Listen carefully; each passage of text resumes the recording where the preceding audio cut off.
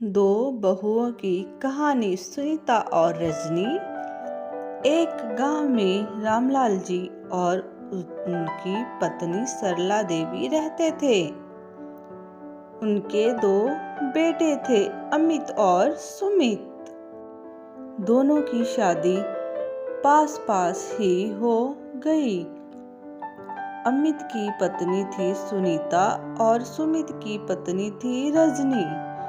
सुनीता बहुत सादी, मेहनती और संस्कारी थी। रजनी को बस आराम और दिखावा पसंद था। सुबह सुबह सुनीता उठ जाती, सबके लिए चाय बनाती और सास ससुर के पैर छूती। वही रजनी देर से उठती और फोन में लगी रहती। एक दिन रजनी बोली, इतना काम मैं क्यों करूं? नौकर रख लो ना। तभी उसकी सास बोली, बेटी घर अपना है, काम भी अपना ही समझो। एक दिन सास बीमार पड़ गई। सुनीता दिन रात उनकी सेवा करने लगी। वह खाना बनाती, दवा देती और उनका बहुत ख्याल रखती।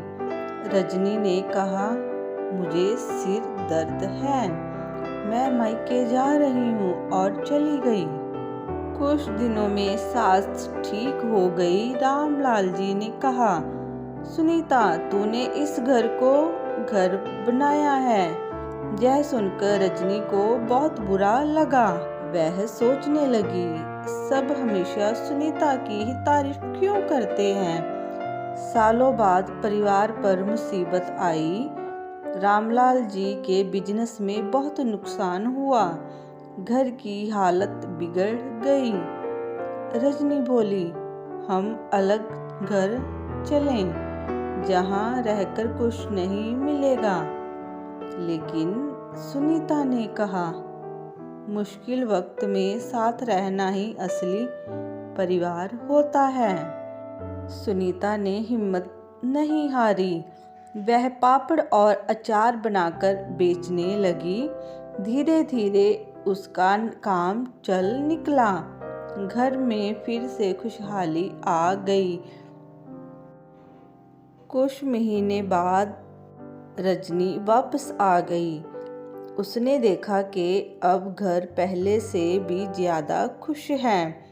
वह रोने लगी और बोली, भाभी मैंने आपको हमेशा कम समझा।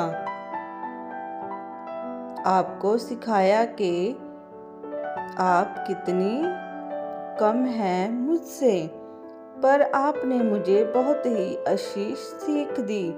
असली सुंदरता त्याग और अपनापन में होती है। सुनीता मुस्कुराई और बोली, रिश्तों को निभाने में ही असली सुंदरता होती है। अब दोनों एक दूसरे के गले लगी और बहुत ही ज्यादा खुश हुई। कहानी हमें यह सिखाती है, पैसा या सुंदरता नहीं, रिश्तों में प्यार और अपनापन ही असली धन होता है।